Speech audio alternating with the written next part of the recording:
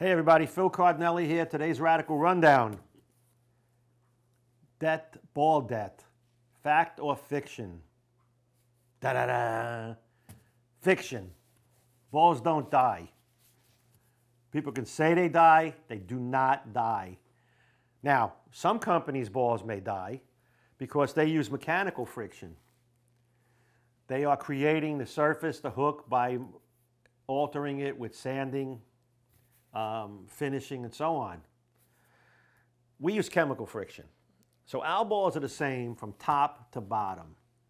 Throughout that entire cover, our balls are a lot like the shark teeth. Then when some fall out, the next ones show up. The key is to maintain it with that underlying finish. And that's where I think people create ball debt on their own. So the biggest culprit of ball debt is probably the owner of the bowling ball. He's not maintaining it properly. Cleaning it is fine. You know, get a Big B ball cleaner and clean the ball when you're done.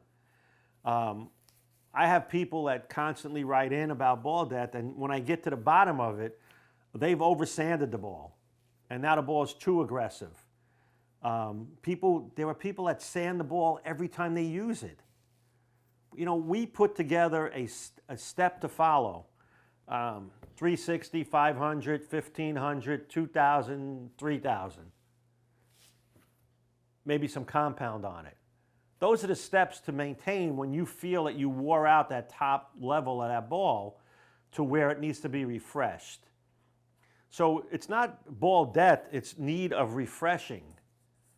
And that's all you really have to do is stay on top of the maintenance. You know, if your car stops, you don't maintain your car, it's going to stop working. The car's not dead.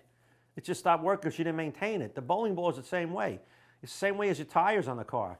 You have to change the tires sometimes because you wore them out. Well, you're wearing out the surface of the bowling ball.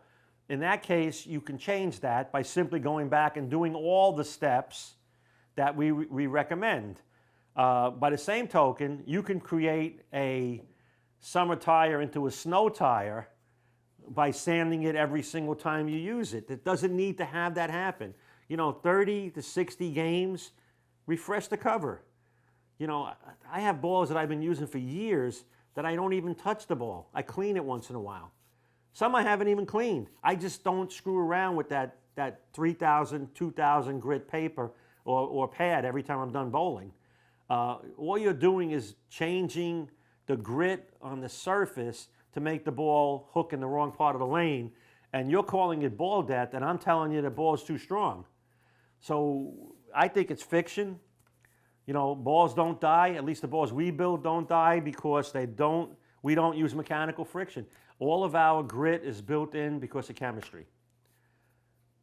Follow the rules that we put down. Whether it's 4 steps, 3 steps, 2 steps, it's all written somewhere on how to resurface your ball. Bring it to the pro shop, have them detox it from time to time. You know, that's a big one.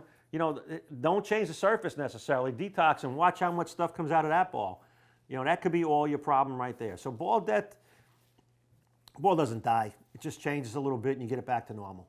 So when you bring that ball in to have the pro shop look at it and try to get it back to life, and you detox it, you know, it'd be a good time to check your grips and check that tape in your thumb. You know, that tape may be in there for 3, 4, 5, 6 months. A lot of times that ball doesn't perform the same. Well, you're not throwing it the same. You know, you may be missing it at the bottom, hanging up in the thumb. The grips are so worn, you're getting nothing on them. And that all in your mind may be, well, this ball dying. You know, but my new ball doesn't do that. Well, that's because your new ball's got new grips in it.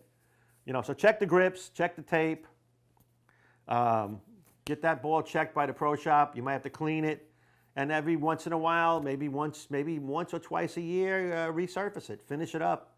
All the steps, that's the most important thing. That's today's Radical Rundown. Comments below when you can, and we'll see you soon.